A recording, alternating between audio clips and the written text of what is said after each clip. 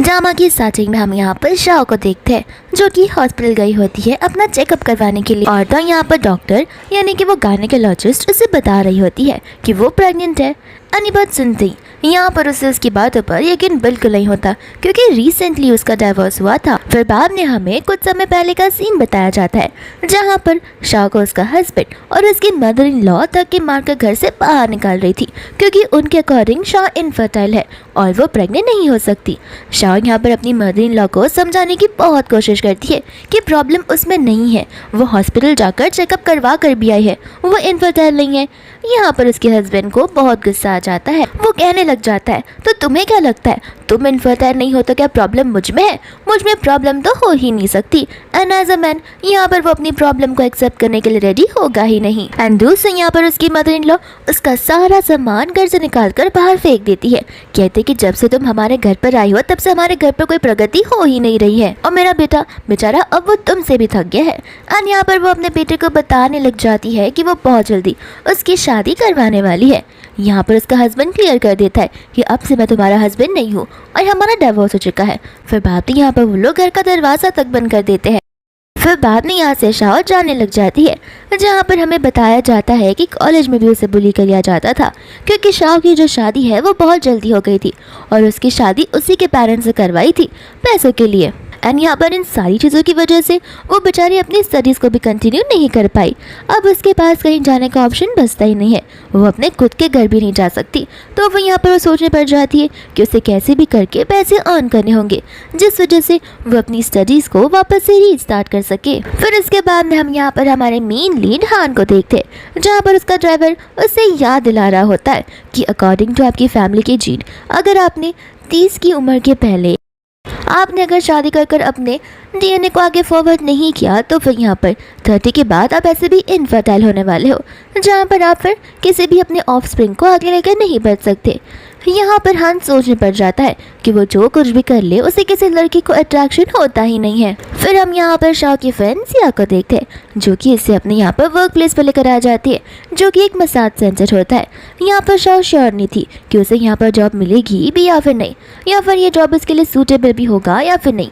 यहाँ पर सिया से कॉन्फिडेंस देती है, कहते कि तुम टेंशन मत लो, यहाँ पर मैं चीज़ों का ध्यान तुम्हारे लिए रख सकती हूँ, लेकिन यहाँ पर क्या तुम सच में वापस गाँव जाना चाहती हो? शाओ यहाँ पर सोचने पड़ जाती है एंड सिया उसे याद दिलाती है कि तुम अपने खुद के घर भी नहीं जा सकती क्योंकि वहाँ पर तुम्हारा भाई और तुम्हारे सिस्टर इन लॉ पड़े होंगे, वो तो तुम्हें वहीं पर मार डालेंगे। शाओ यहाँ पर डिसाइड कर लेती है कि ना ही वो अपने एक्स हस्बैंड के घर पर जाएगी और ना ही वो अपने खुद के घर पर जाएगी। वो अब कुछ ना कुछ कर पैसे सेव कर ट्यूटोरियल क्लासेस लेगी जिसके बाद में वो कॉलेज का एंट्रेंस एग्जाम देकर पास हो जाएगी। एंड यहाँ पर शाओ को वो जॉब मिल जाती है। फिर हम उसी सेम मसाज सेंटर में यहाँ पर हान को देखते हैं एंड हान यहाँ पर मैनेजर को स्ट्रिक्ट ऑर्डर दे रहा होता है कि देखो लास्ट टाइम की तरह कोई वुमन मेरे रूम के अंदर गलती से भी नहीं आनी चाहिए। मैनेजर यहाँ पर उसे माफ़ी मांगता है, कहता है कि जो लास्ट टाइम आई थी उसे तो हमने कब का वहाँ से फायर ही कर दिया है एंड इस बार हम मेक श्योर करेंगे कि कोई भी वहाँ पर नहीं आ पाए। फिर जैसे वो वहाँ से जाने लगता है उसकी तकरार यहाँ पर शाओ से हो जाती है। यहाँ पर हान शाओ को देखकर सोचने पड़ जाता है कि उसने शाओ को कहीं पर तो देखा है। फिर बाद में यहाँ पर शाओ से माफ़ी मांगती है और अपने सारे ऑब्जेक्ट्स मैनेजर को दे रही होती है। दूसरे यहाँ सोचने पड़ जाता है कि लाइफ में ये पहली बार हुआ है जहाँ पर मैंने मेरे बॉस को किसी वुमन को टच करते हुए देखा है। तो फिर यहाँ पर वो सोचने पड़ जाता है और वो मैनेजर को जाकर इंस्ट्रक्शन देने लगता है कि शाओ को वो मिस्टर हान के रूम में भेज दे। मैनेजर पहले तो मना करता है लेकिन हान बोलता है कि देखो मैं उसका असिस्टेंट हूँ और मुझे पता है कि उनके लिए क्या चीज़ बेटर होगी। फिर बाद में यहाँ पर मैनेजर शाओ को इंस्ट्रक्शन देने लगते हैं। शाओ यहाँ पर अंदर जाने से पहले उससे क्वेश्चन पूछने लग जाती है, कहती है कि मुझे जहाँ तक पता है मिस्टर हान को यहाँ पर फीमेल स्टाफ बिल्कुल नहीं पसंद है एंड लास्ट टाइम जिस स्टाफ ने उनका मसाज किया था वो तो यहाँ से फायर भी हो चुकी है, तो मेरे साथ अगर ऐसा हुआ तो। यहाँ पर मैनेजर उसे कंसोल करता है, कहता है कि देखो उसकी चिंता तुम मत करो, तुम्हारे टेक्निक्स बहुत ही ज़्यादा यूनिक है और क्या पता तुम्हें यहाँ पर अच्छी खासी टिप भी मिल जाए। वो यहाँ पर शाओ अंदर जाने के लिए रेडी हो जाती है एंड दूसरे यहाँ पर हान भी उस रूम में रेडी होकर आ जाता है एंड यहाँ पर हम उसके असिस्टेंट को देखते हैं जो कि यहाँ पर सैंड वाले परफ्यूम को लिफ्ट कर रहा होता है जिसमें से बहुत अच्छी फ्रेग्रेंस की स्मेल आती है, लेकिन यहाँ पर वो तो कुछ और ही होता है। दूसरे वहाँ से वो चला जाता है और मिस्टर हान अपने उस बेड पर लेट जाते हैं। वहीं यहाँ पर शाव आ जाती है। हान को अभी भी लग रहा होता है कि वहाँ पर उसका स्टाफ लीन आया हुआ है। जैसे ही यहाँ पर शाव मसाज करने लगती है उसे उसका हाथ बड़ा सॉफ्ट लगने लगता है। जहाँ पर हान उसे कह जा रहा था कि लगता है अब तुम्हारे हाथों में पहले जैसी बात नहीं रही, तुम कुछ ज्यादा सॉफ्टली यहाँ पर मसाज कर रहे हो। दूसरे यहाँ पर उसे गर्मी लगने लग जाती है। फिर बाद में यहाँ पर शाह से बताती है कि वो उसके एक्यूपेंचर को अच्छी तरीके से प्रेस करके उसे रिलीफ दिलाना चाहती है। एंड यहाँ पर उसकी आवाज़ को सुनते ही हान शॉक हो जाता है, कहता है कि तुम कौन हो और यहाँ पर क्या कर रही हो। एंड यहाँ पर हान को बहुत गुस्सा आ जाता है, जहाँ पर वो गुस्से में आकर उसके गले को दबाने लग जाता है। शाह यहाँ पर उसे माफ़ी मांगने लगती है। वो कहता है कि तुम्हें पता नहीं है क्या, यहाँ पर कोई भी फीमेल स्टाफ का अंदर आना अलाउड नहीं है। फिर बाद में यहाँ पर वो उसके मास्क को ताड़ता है और उसे देखने लग जाता है। शाह कहते हैं कि मेरा कोई इंटेंशन गलत नहीं है। फिर उसे यहाँ पर लग रहा होता है कि ये लड़की यहाँ पर उसे पैसे लेने के लिए आई है ताकि वो उसे सेड्यूस कर सके। तो यहाँ पर वो उसे पूछने लग जाता है कि आखिर उसे कितना चाहिए। शाह को तो लगता है कि यहाँ पर वो टिप की बात कर रहा है, तो वो उसे खाली 300 रुपीज़ मांग रही होती है, लेकिन 3 का इशारा करते हुए हान को वो 3 मिलियन लगता है। तो फिर शाह ना भूलती है, लेकिन वो कहती है कि ठीक है मैं तुम्हें 30 मिलियन देने के लिए रेडी हूँ। एंड यहाँ पर वो उसे किस करना शुरू कर देता है, जहाँ पर शाह उसे तुरंत ही रोकती है, कहती है कि जैसा तुम सोचो वैसा बिल्कुल नहीं है। एंड यहाँ पर हान को कुछ ज़्यादा ही गर्मी लग रही होती है। दूसरे यहाँ पर वो जो स्मेल था, यानी कि वो जो स्मोक था, उसकी स्मेल की वजह से उसके ब्रेन पर असर होना शुरू हो गया था, जहाँ पर उसके हार्मोन्स उसके खुद के कंट्रोल में नहीं थे। एंड ठीक ऐसा शाह के साथ भी होने लग जाता है। तो वो यहाँ पर वो दोनों एक साथ एक नाइट स्पेंड कर लेते हैं, जिसके बाद में यहाँ पर जैसे वो लोग होश में आते हैं तो वो यहाँ पर हान को समझ जाता है कि शाह तो पहले से वर्जिन थी, हालांकि वो भी पहले से वर्जिन था। शाह तो यहाँ पर बुरी कंफ्यूज हो गई थी कि आखिर उसने अपनी बॉडी को ये सारी चीज़ें करने के लिए अलाउ कैसे किया। दूसरे यहाँ पर हान उसे 30 मिलियन का कार्ड देकर जाने लगता है। शाह यहाँ पर गुस्सा हो जाती है, कहती कि मैं यहाँ पर सेल के लिए नहीं हूँ, मैंने जो 30 आपसे मांगे थे वो मेरी टिप थी, ना कि मेरा प्राइस था। तो फिर हान यहाँ पर हंसने लग जाता है, कहता है कि बस भी करो, और कितनी ज़्यादा ग्रेडी बनोगी, सभी को पता है कि मेरे रूम में फीमेल स्टाफ का आना अलाउड नहीं है। वो कहती है कि मैनेजर ने मुझे खुद अंदर भेजा था, लेकिन यहाँ पर उसे पता होता है कि वो मैनेजर को इंस्ट्रक्शन देकर आया है, तो मैनेजर उसे अंदर आने के लिए बोल ही नहीं सकता। तो वो उसे ग्रेडी बनने के लिए ना कहने लगता है, कहते हैं कि जो 30 मिलियन दिए उससे अपनी अच्छी लाइफ जी लेना। एंड यहाँ से शाह उठकर सीधा चली ही जाती है। फिर हम वापस से यहाँ पर प्रेजेंट आ जाते हैं, जहाँ पर शाह मेक श्योर करती है कि वो इस चाइल्ड को अच्छे से बर्थ देकर ही रहेगी, भले ही वो उसके फादर के बिना क्यों ना हो। इतने में यहाँ पर उसे उसकी फ्रेंड सिया का कॉल आ जाता है, जो तुरंत ही यहाँ पर उसे उसके वर्क प्लेस पर आने के लिए कहती है, क्योंकि यहाँ पर उसका एक्स हस्बैंड और उसकी एक्स मदर इन लॉ आकर तमाशा खड़ा कर रहे होते हैं। तो फिर यहाँ पर बेचारी टेंशन में भागते हुए वहाँ पर पहुँच जाती है। एंड यहाँ पर हम उसके एक्स हस्बैंड को देखते और उस एक्स हस्बैंड की मम्मा को, जो कि यहाँ पर उस मैनेजर पर चिल्ला रहे होते हैं कि वो एक घर से भागी हुई लड़की है, एंड यहाँ पर तुम उस लड़की को इस जॉब पर कैसे रख सकती हो। इतने में यहाँ पर शाह भागती हुई आ जाती है, कहती है कि तुम यहाँ पर मेरे वर्क प्लेस पर क्या कर रहे हो और यहाँ पर आकर सारा प्रॉब्लम्स क्यों क्रिएट कर रहे हो। आंटी तो यहाँ पर शाह को थप्पड़ी लगा देती है, कहती है कि घर से भागकर तुम यहाँ पर ऐसी जगह पर काम करने के लिए आई हो, तुम्हें शर्म जरा से भी नहीं आती है क्या। शाह यहाँ पर उनसे कहने लग जाती है कि पहली बात, मैं घर से भागी नहीं हूँ, आप लोगों ने मुझे धक्के मारकर घर से बाहर निकाला है, और ऐसे भी हमारा डिवोर्स हो चुका है, ना ही तुम्हारा मेरा रिलेशन है और ना ही मेरा रिलेशन तुम्हारी कुछ फैमिली के साथ में है, तो फिर यहाँ पर आकर प्रॉब्लम क्रिएट करना बंद करो। उसके एक्स हस्बैंड को गुस्सा आ जाता है, वो सीधा उसका सर ही पकड़ लेता है, कहता है कि तुम्हारी हिम्मत कैसी हुई हमसे ऐसी बात करने की। मेरी फैमिली ने यहाँ पर तुम्हारे फैमिली को पैसे दिए थे और तुम यहाँ पर हमारे घर पर आकर मुफ्त में बैठ के खा रही थी, अपनी लाइफ जिए जा रही थी, और तुम यहाँ पर आके इस तरीके का काम कर रही हो, तुम्हें तो यहाँ पर हमें जिंदा ही मार देना चाहिए। एंड यहाँ पर उसकी आंटी तो उसे वापस से थप्पड़ लगाने वाली थी, जहाँ पर सिया उन्हें मारने से रोकने लगी, कहती है कि उस पर इल्ज़ाम लगाना बंद कीजिए, ये सब कुछ आप लोगों की वजह से हो रहा है, और ऐसे भी वो घर पे बैठकर आपके हाथ का मुफ्त का खाना नहीं खाया करती थी। 10 साल अपनी लाइफ की उसने डेडिकेट आपकी फैमिली को कर दी है, एंड यहाँ पर तो फ्री का बैठकर आपने खाया, उसे इस तरीके से बोलिए मत। आंटी को यहाँ पर गुस्सा आ जाता है, साथ साथ यहाँ पर शाह भी उसे बोलने लग जाती है। तो फिर यहाँ पर वो आंटी और तो और उसका एक्स हस्बैंड उससे कंपनसेशन मांगने लग जाते हैं। कहते कि देखो तुम इतने साल तक हमारे साथ थी और डिवोर्स के बाद तुम्हें एलिमनी तो पे करनी ही होगी। शाह यहाँ पर कंफ्यूज हो जाती है। कहते कि डिवोर्स तुमने अपनी मर्जी से दिया था और मुझसे एक बार भी पूछा नहीं था। और रही बात 10 सालों की, तुमने खुद के पैसे अर्न कर कर छोटे मोटे काम कर कर घर को चलाया है, उसमें तुम्हारे पैसे तो बिल्कुल भी नहीं लगे। तुम्हारे पैसे तुम्हारी मॉम ने यूज़ किए और तुमने यूज़ किए दुनिया भर के स्टाइल मारने के लिए। तुम मुझसे पैसे मांगना बंद करो।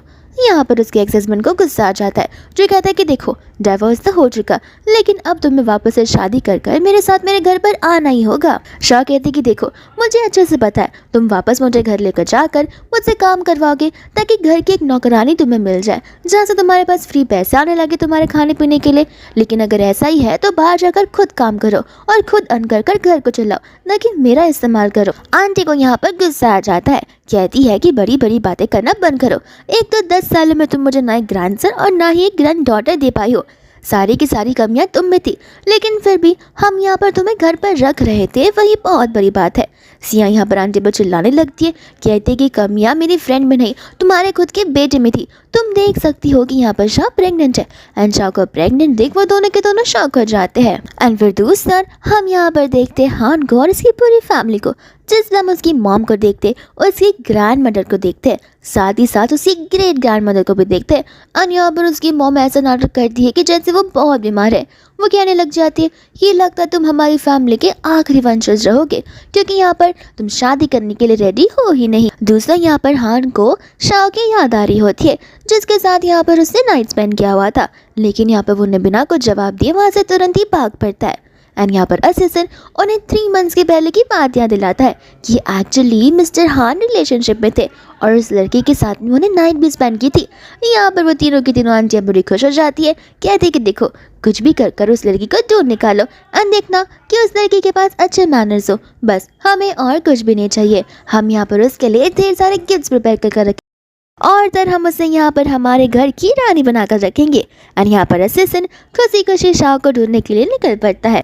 यहाँ पर तो फिर वापस जब वो सीन पर आ जाते हैं जहाँ पर उसका एक्स हस्बैंड शाह को थप्पड़ मार देता है। कहता है कि मेरे घर से निकलने के बाद तुम ये सारे काम कर रही थी, मुझे पहले से तुम्हारी जो नीयत है वो पता थी। शाह यहाँ पर गुस्सा करने लग जाती है, जहाँ पर वो लोग जानबूझकर उसके पेट में मार रहे होते हैं। अंसिया यहाँ पर उन्हें रोक रही होती है। फिर बाद में यहाँ पर वहाँ की जितनी स्टाफ्स होती है वो शाह को लेकर उसकी पुजाई करने लग जाती है और साथ साथ ये भी कहती है कि ऐसी लड़कियों को तो हमें यहाँ पर जॉब पर रखना भी नहीं चाहिए, हमारी कंपनी का ही नाम खराब होगा, रेपुटेशन डाउन हो जाएगी। शाह यहाँ पर बताने लग जाती थी कि देखो मुझे पता है कि आखिर इस बेबी का चाइल्ड कौन है। एंड यहाँ पर वो हान का नाम ले लेती है, जहाँ पर हान का नाम सुनते ही मैनेजर तो बहुत ज़्यादा ही शॉक हो जाता है। साथ साथ वो भी सोच में पड़ जाता है कि 3 महीने पहले तो यहाँ पर ही उसने मसाज दिया हुआ था उसे, तो हो सकता है कि शायद से ये सारी बातें सच हो। स्टाफ यहाँ पर कहने लग जाते कि झूठ बोलना मन करो, मिस्टर हान यहाँ पर चाइना के सबसे स्ट्रॉन्गेस्ट और रिचेस्ट पर्सन है, वो यहाँ पर तुम्हें हाथ लगाएंगे ये तो पॉसिबल ही नहीं है। वो हमेशा वुमेन से अपने डिस्टेंस बना कर ही रखते। वापस से यहाँ पर मैनेजर सोच पड़ जाता है कि लड़कियाँ तो सही बात कह रही है और ऐसे भी। फिर बाद में यहाँ पर शाह को वो बोलने लगता है कि देखो तुमने यहाँ पर रूल्स का ब्रेक किया हुआ है, हम यहाँ पर हमारे क्लाइंट्स के साथ भी इंटीमेट नहीं हो सकते, तो अकॉर्डिंग टू रूल्स मुझे तुम्हें यहाँ से निकालना ही होगा। यहाँ पर उसका एक्स हस्बैंड और उसकी मदर इन लॉ तो बहुत खुश हो जाती है। कहती कि देखो अब तुम क्या ही कर सकती हो, तुम्हारे पास जाने के लिए कोई जगह भी नहीं बची है, अब हम तुम्हें लेकर तुम्हारे खुद के घर वापस जाएंगे, फिर देखना तुम्हारा भाई तुम्हें कैसे सबक सिखाता है। एंड ज़बरदस्ती यहाँ से वो लोग उसे लेकर चले जाते हैं। फिर वहाँ पर सिया उसके पीछे जाने वाली थी, लेकिन वहाँ की वो कनिंग स्टाफ्स उसे रोक लेती है। कहती है कि देखो दूसरे के फैमिली मैटर में अभी टांग ना लड़ाओ तो बेहतर होगा, ऐसे भी अगर तुम यहाँ से अभी गई तो वो यहाँ पर तुम भी इस सिचुएशन में पड़ जाओगी और हमारे रेपुटेशन का तो जो सवाल है वो नीचे गिर जाएगा, तो तुम्हें इस जॉब को छोड़नी पड़ेगी, तो सोच समझ कर कोई डिसीजन लेना। एंड दूसरे यहाँ पर उसका एक्स हस्बैंड जी उसे लेकर नीचे आ जाता है, जहाँ पर वो लोग ज़बरदस्ती उस शाह को मिनी बस में बैठा देते। शाह बहुत मना कर रही होती है कि हमारा डिवोर्स हो चुका है, हमारा कोई रिलेशन नहीं है, तो मुझे यहाँ से जाने दो, लेकिन वो उसकी एक बातों को नहीं सुनता और सीधा उसे उस मिनी बस के अंदर डाल देता है। इतने में वहाँ पर से असिस्टेंट गुजरता है, जिसे लग रहा था कि शायद से उसने उसी लड़की को देखा है, लेकिन वो श्योर नहीं था। फिर वो उस बिल्डिंग के अंदर जाने लग जाता है। दूसरा यहाँ पर सिया नीचे गिरे हुए रिपोर्ट्स को देख रही होती है अभी भी वो स्टाफ्स शाह की बुराई कर रहे थे एंड मैनेजर से कह रहे थे कि हमें ऐसी लड़कियों को यहाँ पर जॉब नहीं देना चाहिए। और आई बड़ी मिस्टर हान का नाम ले रही थी। देखो तो वो तो हान के जूते के बराबर भी नहीं है, वो हान के बच्चे के साथ प्रेग्नेंट कैसी हो सकती है। एंड यहाँ पर असिस्टेंट आता हुआ उनकी बातों को सुन लेता है। फिर वो उन रिपोर्ट्स को देखकर बहुत शॉक हो जाता है, साथ साथ खुश भी। और उसे पता चलता है कि ये लड़की तो ट्रिपलेट्स के साथ में प्रेग्नेंट है। एंड वो उस रिपोर्ट को लेकर तुरंत ही कॉल लगाने लग जाता है। और तो और यहाँ पर वो हान को बताने लगता है कि 3 मंथ्स पहले जिस वुमन के साथ में आपने नाइट स्पेंड की थी वो प्रेग्नेंट है, और वो भी ट्रिपलेट्स के साथ में। एंड यहाँ पर हान का कॉल स्पीकर पे होता है, जहाँ पर हान तो ज़्यादा खुश नहीं होता, लेकिन उसकी जो मम्मी होती है, उसकी दादी होती है और उसकी ग्रेट ग्रैंड दादी होती है, वो तो बहुत ही ज़्यादा खुश हो जाती है। लेकिन यहाँ पर हान उसे एक्सेप्ट करने से मना कर लेता है। कहता है कि देखो, एक बार वो बेबीज़ बॉर्न हो जाए तो मैं उनका ध्यान रखने के लिए रेडी हूँ, लेकिन उस वुमन को मैं अपने घर पर नहीं आने दूंगा। वो वहाँ पर मसाज सेंटर में काम करती है एंड ऐसी अनबॉदर लो स्टैंडर्ड वाली लोगों को मैं अपने घर पर नहीं आने दे सकता।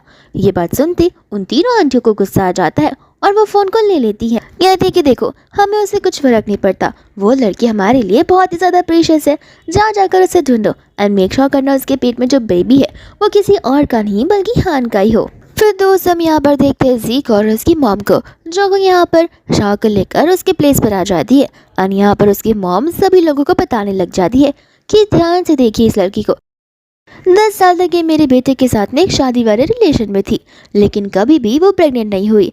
एंड यहाँ पर जैसे वो घर के बाहर कदम निकली वो तुरंत ही प्रेग्नेंट हो गई। न जाने इसने किसके साथ भी अपनी पूरी नाइट स्पेंड की होगी।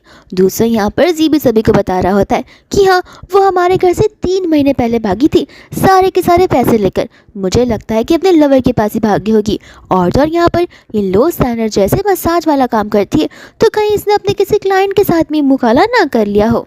एक तो मैंने इसे 10 साल से घर में बैठाया है, खाना खिलाया है, क्या कुछ नहीं दिया है, और हमें इन सब चीज़ों की सज़ा ये इस तरीके से दे रही है। यहाँ पर सभी लोग शाह की बुराइयां करने लग जाते हैं। शाह यहाँ पर सभी को समझा रही होती है, लेकिन कोई भी उसकी बातों को सुनने के लिए रेडी नहीं था। जी भी यहाँ पर शाह को थप्पड़ मारकर अपना मुंह बंद करने के लिए कहता है एंड सभी लोग शाह पर यहाँ पर चिल्लाने लग जाते हैं। शाह अपने आप को जस्टिफाई कर भी नहीं पा रही थी, क्योंकि कोई भी उसे सुनने के लिए रेडी नहीं था। दूसरे यहाँ पर हम असिस्टेंट को देखते हैं, जो कि मैनेजर से शाह से सारे इन्फॉर्मेशंस निकाल लेता है। एंड यहाँ पर मैनेजर शाह की तारीफ ही कर रहा था कि वो बहुत अच्छी मसाज एरिया करती थी। यहाँ पर बहुत सारे क्लाइंट्स उसके साथ ही अपॉइंटमेंट बुक किया करते थे। इतने में यहाँ पर सीईओ उसकी फैमिली कंडीशन के बारे में बताने लग जाती है कि आखिर उसके एक्स हस्बैंड और तो उसकी एक्स मदर इन लॉ बहुत ही ज़्यादा बुझ है। डिवोर्स होने के बाद भी वो लोग ज़बरदस्ती उसे लेकर गए हुए हैं। एंड मुझे लगता है कि 3 महीने पहले जो गलती थी वो शाह के बिल्कुल नहीं थी, क्योंकि मैनेजर ने ही उसे उसके रूम के अंदर भेजा था। मैनेजर कहता है कि इसमें मेरी गलती नहीं है, मुझे उसके असिस्टेंट यानी कि इन्होंने ही मुझे कहा था शाह को अंदर भेजने के लिए। एंड ये वाली बात को सुनकर असिस्टेंट को याद आता है कि ये बात तो मैंने बॉस को बताई ही नहीं कि उसमें उस बेचारी की गलती नहीं है, मैंने उसे उस रूम के अंदर भेजा हुआ था। तो वो उसे कॉल लगाने लग जाता है। दूसरे यहाँ पर सारे लोग होते हैं जो कि शाह के ऊपर चीज़ें फेंक रहे थे और उसे स्लट बुला रहे थे। शाह यहाँ पर सभी को चिल्ला चिल्ला कर रुकने के लिए कहती है, लेकिन सभी लोग रुकते इसलिए है ताकि वो उसको सुना सके। एंड एक बार फिर से वो अपना काम करना शुरू कर देते हैं। इतने में यहाँ पर शाह का भाई आ जाता है, साथ साथ उसके सिस्टर इन लॉ भी। जी यहाँ पर फैंग से कहने लग जाता है कि तुम खुद ही देख लो, तुम्हारी बहन की काली करतूत थे, अब तुम क्या कहना चाहोगे? और हमने जो तुम्हें 5 लाख दिए थे वो 5 लाख हमें अब वापस करो, क्योंकि हमें तुम्हारी बहन बिल्कुल भी नहीं चाहिए। फैंग यहाँ पर कहने लग जाता है कि ऐसी बहन से तो अच्छा है मेरी कोई बहन हो ही ना। इसकी सारी चीज़ों की वजह से यहाँ पर कंपनसेशन मुझे पे करना पड़ रहा है। उसकी वाइफ बोलने लग जाती है कि नहीं, हम क्यों पे करें, यह सारी गलती इसकी है, ये हॉर्नी हुई थी, इसमें हमारी क्या गलती है और इसी गलती के लिए हम क्यों सजा भुगते? ऐसी लड़की के साथ तो हमें रिलेशन रखना भी नहीं चाहिए। फैंग यहाँ पर सभी के सामने बोलने लग जाता है कि आज मैं सभी लोगों के सामने मेरा और इसका भाई बहन वाला रिलेशन आज ही के आज ख़त्म कर रहा हूँ। इसकी वजह से मेरे मॉम डैड भी नहीं रहे और ये यहाँ पर ये सारे काम किए जा और हमारी फैमिली का पीछा छोड़ ही नहीं रही है। शाह यहाँ पर उस पर चिल्लाने लग जाती है, कहती है कि तुम मेरे साथ ये सब कैसे कर सकते हो? जो घर मॉम डैड मुझे देना चाहते थे वो तो मैंने तुम्हें दे भी दिया और अब तुम यहाँ पर मेरे साथ छोड़ने की बात कर रहे हो। फिर बाद में यहाँ पर असिस्टेंट को कहते, जो कि हान को सारी बातें बता रहा होता है। हान यहाँ पर शॉक हो जाता है, कहता है कि तुमने ये सारी बातें मुझे पहले क्यों नहीं बताई? वो बताने लग जाता है क्योंकि मैं डर गया था, मुझे लगा था कि कहीं मेरी जॉब ना चली जाए, लेकिन एक टाइम था जहाँ मैं बताने वाला था बट मैं फिर भूल चुका था। था और साथ साथ मुझे पता है कि शाह बहुत अच्छी लड़की है। अकॉर्डिंग टू मैनेजर वो बहुत ही ज़्यादा ट्रूथफुल और काइंडफुल लड़की है। ये बात सुनते ही यहाँ पर हान समझ जाता है कि शाह जानबूझकर उसके रूम में नहीं आई थी, बल्कि मैनेजर ने सच में उसे भेजा हुआ था। एंड जो वो उस दिन कह रही थी वो सब कुछ सच है। एंड उसके बेली में सिर्फ और सिर्फ उसी का बेटा है, यानी कि उसी के ट्रिपलेट्स बच्चे हैं। एंड यहाँ पर वो जो आंटियाँ होती हैं वो बहुत खुश हो जाती हैं। सिया यहाँ पर फ़ोन को स्पीकर पर रखकर बात करने लग जाती है। कहती है कि हमें जल्द से जल्द शाह को ढूंढकर उसके विलेज की ओर जाना ही होगा, क्योंकि उसका एक्स हस्बैंड और उसके एक्स मदर इन लॉ से लेकर उसे घर की ओर गए, जहाँ पर वो उसका भाई और उसकी सिस्टर इन लॉ ये चारों के चारों लोग बिल्कुल अच्छे नहीं हैं। शाह को कुछ भी हो सकता है, हमें जल्द से जल्द उसे बचाना ही होगा। एंड फिर हम यहाँ पर शाह को देखते हैं, जहाँ पर सभी लोगों ने उसे एक बैम्बू के केज में बंद कर रख दिया होता है। शाह यहाँ पर रोते रोते उन्हें कह रही होती है कि माना कि तुम मेरे एक्स हस्बैंड थे, लेकिन अब हमारा रिश्ता कुछ है ही नहीं, तो फिर यहाँ पर तुम मेरे साथ ये सब क्यों कर रहे हो? मुझे अभी के अभी यहाँ से बाहर निकालो। जी बोलने लग जाता है कि देखो अब तो अपना नाटक बंद कर दो, ऐसे लोगों के साथ हमें ऐसे ही करना चाहिए और तुम जिंदा रहना भी डिजर्व नहीं करती हो। साथ साथ उसकी मदर इन लॉ भी यही बोल रही होती है कि तुमने मेरे बेटे को धोखा दिया है, तुम्हें तो ये सज़ा मिलनी चाहिए। और गांव वालों के रूल्स अकॉर्डिंग यहाँ पर जो भी ऐसा कोई क्राइम करता है उन्हें यही सज़ा दी जाती है। अब देखना कैसे तुम गुट गुट कर मर जाओगी। सभी विलेजर्स भी यहाँ पर उस पर इल्ज़ाम लगा रहे होते हैं, उसे क्रिटिसाइज़ कर रहे होते। शाह यहाँ पर सभी को समझा रही होती है कि डिवोर्स होने के बाद ये सब कुछ हुआ है, उसके साथ रहते हुए मैंने ऐसा कुछ काम नहीं किया है। एंड यहाँ पर शाह अपने भाई फैंग से मदद मांगने लगती है। एंड फैंग यहाँ पर कहता है कि अपना मुंह बंद रखो, तुम्हें तो अभी के अभी यहाँ पे हमें पानी के अंदर डाल देना चाहिए। और वो लोग यहाँ पर उसी केज को उठाने लग जाते।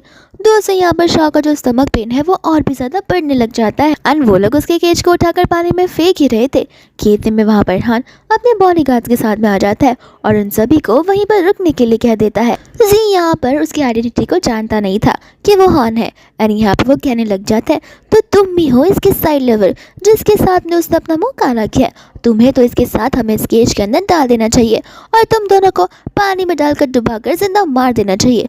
यहाँ पर शाह हान को वहाँ से जाने के लिए कह रही होती है। कहते कि इसमें तुम्हारी कोई गलती नहीं है, तुम प्लीज़ यहाँ से चले जाओ। एंड यहाँ पर हान शाह को देख रहा होता है, जहाँ पर उसे समझ आ रहा होता है कि शाह को उसने कितनी बुरी तरीके से मिसअंडरस्टैंड कर लिया।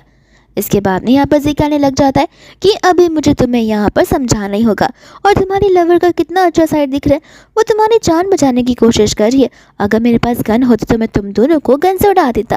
एंड यहाँ पर वो हान को मारने जा रहा था, लेकिन हान यहाँ पर उसे एक पंच मारता है, जहाँ पर वो एक पंच उसके लिए काफ़ी होता है और वो आंटी शाह के ऊपर उंगली उठाने लग जाती है। एंड यहाँ पर हान उसकी उंगली को ही मरोड़ देता है। फिर बाद में यहाँ से वो उन सभी को डरा कर भगा देता है, जिसके बाद में यहाँ पर वो शाह को बाहर निकालता है एंड उसे माफ़ी मांगने लग जाता है देरी से आने के लिए। एंड शाह यहाँ पर बेहोश हो जाती है। दूसरों यहाँ पर वो अपने गार्ड्स को ऑर्डर कर देता है कि उनमें से किसी को भी मत छोड़ना और शाह को लेकर वो तुरंत ही हॉस्पिटल चला जाता है। एंड बाद में यहाँ पर गार्ड्स उन माँ बेटों को मिलकर यहाँ पर पानी के अंदर डुबाना शुरू कर देते, जहाँ पर वो आंटी और उसका बेटा माफ़ी मांगते कि हम आपसे शाह को परेशान बिल्कुल नहीं करेंगे, हमें माफ़ कर देना। लेकिन वो गार्ड्स रुकते नहीं है, वो टाइम टू टाइम उनका सर जो है पानी के अंदर डुबाते रह जाते हैं ताकि उन्हें यहाँ पर सांस लेने में प्रॉब्लम हो। इसके बाद में यहाँ पर शाह होती है हॉस्पिटल में, जहाँ पर वो होश में आती है। एंड डॉक्टर यहाँ पर हान को उसका ध्यान रखने के लिए कहकर चले जाते हैं। बाद में यहाँ पर हान कहते हैं कि मैं तुम्हें पैसे दूंगा। एंड ये सुनते ही शाह यहाँ पर कहते कि नहीं, मुझे पैसे की ज़रूरत नहीं है, मुझे पता है कि मेरे बेली में तुम्हारा बच्चे है एंड यहाँ पर तुम्हारे स्टैंडर्ड्स कुछ ज़्यादा ही हाई है, इस वजह से मैं यहाँ पर तुमसे कुछ नहीं चाहती हूँ। मैं यहाँ पर इन्हें बर्थ दूँगी और इनका ध्यान बड़े अच्छे से रखूँगी।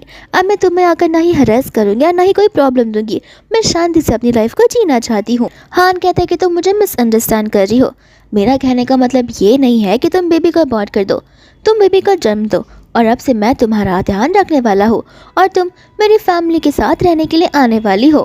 और ये सुनते ही यहाँ पर शॉक हो जाती है शाह। एंड इसके बाद में हान यहाँ पर शाह को लेकर अपने घर पर आ जाता है, जहाँ पर ग्रैंडमा के इशारा करते ही सभी गार्ड्स उसे ग्रीट करने लग जाते हैं। हान कहता है आपको नहीं लगता ये कुछ ज़्यादा ही हो जाएगा? तो यहाँ पर उसकी मॉम बोलने लग जाती है कि तुम अपना मुंह बंद ही रखो, हम यहाँ पर हम उसे वेलकम कर रहे और उसके लिए तो हम कुछ भी कर सकते हैं। बाद में यहाँ पर हान शाह को अपनी मम्मा, अपनी ग्रैंडमा और अपनी ग्रेट ग्रैंडमा से इंट्रोड्यूस करवाता है, जहाँ पर वो सभी को आंटिया कहकर बुलाती है। लेकिन यहाँ पर वो लोग उससे वही कहने के लिए बोलते हैं जो कि यहाँ पर हान उन्हें बुलाता है।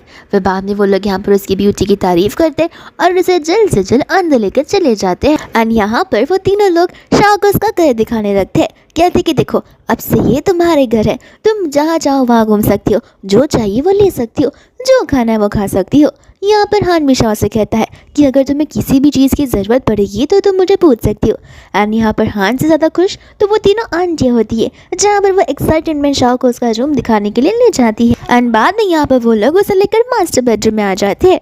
आंटियाँ यहाँ पर बताने लग जाती है कि ये बेडरूम हमारे पूरे के पूरे घर का सबसे बड़ा बेडरूम है, और यहाँ पर देखो हमने इसे एज ए प्रिंसेस की तरह सजा कर रखा है ताकि तुम्हें यहाँ पर कोई प्रॉब्लम ना हो। हान बोलने लग जाता है लेकिन ये तो मेरा बेडरूम है। तो फिर आंटी यहाँ पर उसका मुंह बंद करवा देती है, कहती कि था अब ये बेडरूम तुम्हारा नहीं है। एंड यहाँ पर वो लोग शाह से बोलने लग जाती है कि अगर यहाँ पर तुम्हें कोई डेकोरेशन नहीं पसंद आया तो तुम हमें बता सकती हो, हम इसका पूरा इंटीरियर चेंज करवा देंगे। शाह यहाँ पर उन्हें थैंक यू बोलने लग जाती है, लेकिन कहती है कि ये घर तो मिस्टर हान का ही है एंड ये बेडरूम भी, तो फिर मैं यहाँ पर कैसे रह सकती हूँ। ग्रैंडमा यहाँ पर कहने लग जाती है कि देखो इतना बड़ा घर है, वो तो कहीं पर भी रहेगा, सबसे पहली प्रायोरिटी तो हम तुम्हें देंगे, लेकिन अगर तुम्हें हान के लिए इतना बुरा लग रहा है तो फिर तुम उसे अपने बेडरूम में रख सकती हो। एंड यहाँ पर बाकी के लोग भी एग्री करने लग जाते हैं। यहाँ पर हान मना कर देता है, कहता है कोई बात नहीं, मैं यहाँ पर किसी और छोटे से रूम में सो जाऊंगा। फिर बाद में यहाँ पर आंटिया उसे कहने लग जाती है शाह को लेकर शॉपिंग करवाने के लिए, बट शाह यहाँ पर मना करती है, कहती कि मेरे पास ऑलरेडी बहुत सारी चीज़ें, मुझे किसी चीज़ों की ज़रूरत नहीं है। एंड यहाँ पर ग्रैंड मॉम से समझाती है कि देखो लड़कियों के पास जितनी चीज़ें हो वो भी कम पड़ जाती है, और हमें तुम्हारा ध्यान रखना होगा क्योंकि यहाँ पर तुम हमारे ट्रिपलेट्स का ध्यान जो रख रही हो। एंड यहाँ पर हान उसे लेकर चला जाता है। एंड बाद में यहाँ पर वो शाह को लेकर शॉपिंग कराने के लिए आ जाता है, जहाँ पर शाह सबसे पहले उन कपड़ों का रेट्स पूछने लग जाती है। एंड उनके रेट्स कुछ ज़्यादा ही होते हैं, तो फिर वो हान से कहती है कि हमें जाकर कहीं और देखना चाहिए। हान कहता है कि तुम रेट्स की वजह से जा रहे हो या फिर तुम्हें डिज़ाइन पसंद नहीं है। शाह कहते हैं डिज़ाइन तो अच्छे है लेकिन इसका प्राइस तो कुछ ज़्यादा ही है। एंड यहाँ पर हान उसे हर वो क्लोथ देने के लिए कह दे देता है जो कि यहाँ पर शाह ने टच किए थे। शाह यहाँ पर सोच में पड़ जाती है कि इसका बिल तो कुछ ज़्यादा ही होगा, ये इतना एक्सपेंसिव चीज़ें क्यों ही ले रहा है। फिर बाद में यहाँ पर वो वॉशरूम की ओर चली जाती है।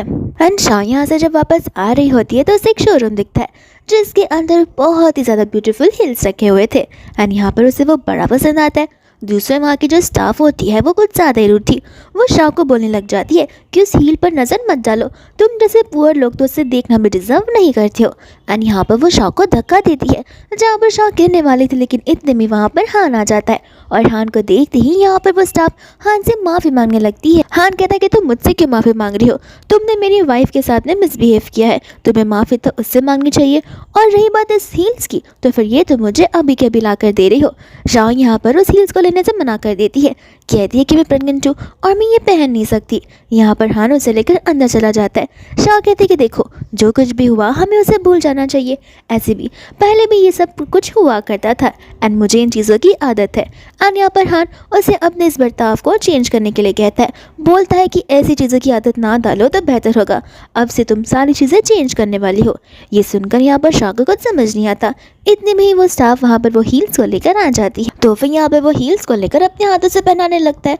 शाह उसे मना कर दी है उसके लिए इतनी सारी चीज़ें करने के लिए। हान बोलता है कि देखो तुम्हें अब मेरी आदत डालनी पड़ेगी और अब से तुम मेरी पसंद हो, तो डिसरिस्पेक्ट और डिसएंकरेजमेंट वाली चीज़ तुम्हारी लाइफ में बिल्कुल भी नहीं आनी चाहिए। तुम यहाँ पर वैसे ही रहोगी जैसे मैं अपनी लाइफ को स्पेंड करता हूँ, फुल कंफर्टेबली और अच्छे से विद फुल रिस्पेक्ट। फिर बाद में यहाँ पर शाह घर पर आ जाती है, जहाँ पर वो आंटिया शाह की शॉपिंग को देखकर उदास हो जाती है, कहते कि हान तुम्हारी प्रॉब्लम क्या है, इतनी कम शॉपिंग तुमने क्यों करवाई उससे। तो फिर शाह कहने लग जाती है कि इतनी ही शॉपिंग मेरे लिए बहुत ज़्यादा है, इससे ज़्यादा मैं और क्या ही ले लेती। फिर बाद में यहाँ पर हान वो सारे सामान को उसके बेडरूम में रखने के लिए कह देता है। बाद में यहाँ पर वो तीनों जन शाह को यहाँ पर लंच करने के लिए बोलने लगती है। शाह कहते कि इतनी सारे डिशेस क्या हम इसे ख़त्म भी कर पाएंगे।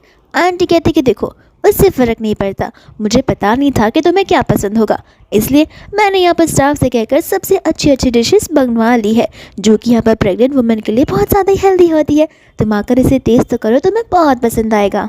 और यहाँ पर शाह सबसे पहले स्टाफ को थैंक यू बोलती है इतना ज़्यादा टाइम स्पेंड कर ये सारा खाना बनाने के लिए। आंटी यहाँ पर कहती कि तुम खड़ी क्यों हो, आकर बैठो तो। एंड यहाँ पर शाह ओवर थिंक कर रही होती है। एंड हमें यहाँ पर पास का सीन बताया जाता है जहाँ पर जी के फ्रेंड्स घर पर आए हुए थे एंड यहाँ पर शाह ने उनके लिए खाना बनाया था एंड डिनर का टाइम भी हो चुका था, तो यहाँ पर वो उनके साथ खाना खाने के लिए बैठ रही थी। एंड यहाँ पर जी ने उसकी चेयर को हटा ही दिया था, कहने लगता है कि तुम कौन होती हो हमारे साथ बैठकर खाना खाने वाली, जाओ जाकर किचन में खाना खाओ और सिर्फ राइस लेकर जाना और कुछ भी नहीं। एंड शाह शाह यहाँ पर बेचारे एकदम नौकर की तरह यहाँ पर बैठ के खाना खा रही होती है। एंड यहाँ पर वही बात को याद कर कर वो बेचारी बहुत ज़्यादा इमोशनल हो जाती है। आंटी को यहाँ पर समझ नहीं आ रहा था कि आखिर शाह को क्या हो गया है। शाह बाद में यहाँ पर बैठ जाती है एंड उन्हें वो बातें बताने लग जाती है। एंड वो बहुत थैंकफुल है कि वो लोग यहाँ पर शाह को इतने अच्छे से ट्रीट कर रहे हैं। आंटी को यहाँ पर गुस्सा आ जाता है कि आखिर तुम्हारा एक्स हस्बैंड तुम्हारे साथ ऐसा कैसे कर सकता है। हमें ये सारी चीज़ें सहन कर कर नहीं लेनी चाहिए। अगर वो लोग हमारे साथ ऐसे बिहेव करते तो हमें तो उनकी टांगें तोड़ कर रख देनी चाहिए। एंड यहाँ पर वो लोग हान की ओर देखने लग जाते हैं। हान कहता है कि आप सब मेरी ओर क्यों देख रहे हो, मैं ऐसा कुछ नहीं करने वाला हूँ। आंटी अभी यहाँ पर बोल रही होती है कि ये सारी चीज़ें करना बहुत ही बुरी बात है। अगर वो हमारा बेटा ही क्यों ना होता, हम उसे तो बहुत पीटते। फिर बाद में यहाँ पर शाह उन सभी को थैंक यू बोलने लग जाती है और जहाँ पर वो लोग उसे थैंक यू बोलने से मना करते, कहते कि देखो अब तुम हमारे परिवार का हिस्सा हो तो ये सारी चीज़ें जो थैंक यू है फॉर्मेलिटीज़ है वो बंद कर दो। एंड यहाँ पर एक एक करके वो लोग शाह की बाउल को भर देते और ढेर सारी चीज़ों से खाने के लिए कहते। दूर से यहाँ पर हान होता है जो कि शाह के लिए प्रॉन्स को पिल कर रहा था एंड वो यहाँ पर शाह को खाने दे रहा था। जहाँ पर ये चीज़ देखकर वो आंटी तो शॉक हो जाती है। मन में सोच रही होती है कि हमारा बेटा इतना केयरफुल निकलेगा, हमें ये तक नहीं पता था। फिर बाद में यहाँ पर वो आंटियाँ बोलने लग जाती है कि तुम्हें नहीं लगता कि प्रेगनेंसी को ऑलरेडी 3 मंथ्स हो चुका है, तो फिर आखिर तुम दोनों जाकर सर्टिफिकेट कब लोगे। एंड सर्टिफिकेट से इनका मतलब मैरिज सर्टिफिकेट का था। एंड ये वाली बात सुनते ही यहाँ पर शाह को खांसी आने लग जाती है। आंटी को लगता है कि ये सब कुछ हान की वजह से हो रहा है, जहाँ पर हान सर्टिफिकेट नहीं लेना चाहता। तो फिर वो लोग यहाँ पर हान पर चिल्लाना शुरू कर देती है कि आखिर तुम इतने क्रूर कैसे हो सकते हो। फिर यहाँ पर शाह सभी को बताती है कि इसमें हान की कोई गलती नहीं है, यहाँ पर शाह को ये सर्टिफिकेट नहीं लेना। आंटीज यहाँ पर कंफ्यूज हो जाती हैं एंड शाह यहाँ पर उन्हें बताने लग जाती है कि एक्चुअली जब मैं उस घर से निकली थी तब मेरा एक गोल था कि मैं यहाँ पर अपने पैसों को बचाकर एंट्रेंस एग्जाम दूंगी और वापस से अपने स्टडीज़ कंटिन्यू करूंगी, जिसके बाद मैं अच्छी सी जॉब पाकर अपने बच्चों का अच्छे से पालन पोषण करूंगी। ये बात सुनती आंटी बहुत इमोशनल हो जाती है, कहती कि तुम जो कह रही हो वो ठीक कह रही हो। एंड रही बात तुम्हारी स्टडीज़ की तो फिर यहाँ पर हम तुम्हें सपोर्ट करेंगे, लेकिन उसके लिए सर्टिफिकेट को तुम्हें लेना ही पड़ेगा। बाद में यहाँ पर हान कहने लग जाता है कि सही कहा, शादी कोई मजाक की बात नहीं है जो कि हम जल्दबाजी में कर ले, लेकिन अगर हम हमारे बच्चों के बारे में सोचे तो उन्हें कंप्लीट फैमिली देना बहुत ही ज़्यादा ज़रूरी है। एंड यहाँ पर वो सर्टिफिकेट के लिए रेडी हो जाता है, जहाँ पर आंटी जी बहुत खुश हो जाती है, कहती है कि मैं तो कहती हूँ कल ही कल जाकर सर्टिफिकेट ले लो। लेकिन यहाँ पर शाह मना कर देती है, बोलने लगती कि नहीं, ये हम जल्दबाजी में नहीं कर सकते। एंड यहाँ पर वो अपने पास मैरिज के बारे में बताने लग जाती है कि उसके भाई ने यहाँ पर उसकी शादी ज़बरदस्ती जी के साथ में करवाई थी, क्योंकि जी यहाँ पर ब्राइड्स एलिमनी गिफ्ट दे रहा होता है जो कि 5 लाख का था। तो सिंपली सी बात थी कि पैसों के लिए उसने अपनी बहन को बेच दिया था किसी और के घर पर। एंड यहाँ पर रही इस मैरिज की बात, तो ये मैरिज सिर्फ इस वजह से हो रहा है क्योंकि यहाँ पर शाह मिस्टर हान के बच्चों के साथ में प्रेग्नेंट है। तो वो यही कहना चाहती कि वो यहाँ पर हान को किसी सिचुएशन में नहीं डालना चाहती जहाँ पर हान को ज़बरदस्ती बच्चों की वजह से शादी करनी पड़े। हान को उसी से शादी करनी चाहिए जिससे वो लव करता हो। यहाँ पर जो ग्रैंडमाज होती है और आंटीज होती है वो यहाँ पर उसके इस डीएनए वाली बात को बताने लग जाती है। साथ साथ यहाँ पर वो लोग शाह को ब्लेम नहीं करते, यहाँ पर वो लोग तो सारा का सारा ब्लेम हान पे डाल देते। ये सब कुछ हान की गलती है, तुम सही कह रही हो, बिना लव बिना इमोशन के कोई रिलेशन आखिर कैसे आगे बढ़ सकता है। यहाँ पर हान में तो कुछ इमोशंस है ही नहीं। एंड यहाँ पर हान को चिल्ला चिल्लाकर वो लोग इम्प्रूव करने के लिए कहते हैं। हान यहाँ से जा रहा होता है जहाँ पर वो शाह को कहता है कि एक कंपनी हेल्थ केयर की है जो कि मेरे अंदर है, तो वो मैं तुम्हारे नाम पर कर जाऊँ और तुम जो चाहे वहाँ पर सारी फ्रीली चीज़ें कर सकती हो। एंड यहाँ पर वो मसाज सेंटर भी हान के नाम पर ही होता है। दूसरा में यहाँ पर मैनेजर को देखते हैं जो कि यहाँ पर सभी स्टाफ्स को इंस्ट्रक्शन दे रहा होता है कि आज यहाँ पर हमारा न्यू बॉस आने वाला है, तो याद रखना उसकी नज़र में अपना जो नाक है कटवाना मत, वरना तुम्हारी जॉब भी जा सकती है। फिर बाद में वहाँ से वो चला जाता है। दूसरों यहाँ पर वो लोग सोच रहे होते हैं कि आखिर उनका न्यू बॉस कौन होगा और आखिर वो कितना हैंडसम होगा। फिर बाद में हम यहाँ पर सिया को देखते हैं जो कि यहाँ पर शाह के साथ कॉल पर बात कर रही होती है। वो कहती है कि तुम नीचे इंतज़ार करो, मैं तुम्हें मिलने के लिए अभी आती हूँ। एंड यहाँ पर जो स्टाफ्स होती है वो उसकी बातों को सुन लेती है एंड यहाँ पर शाह को परेशान करने के लिए वो लोग नीचे चली जाती हैं।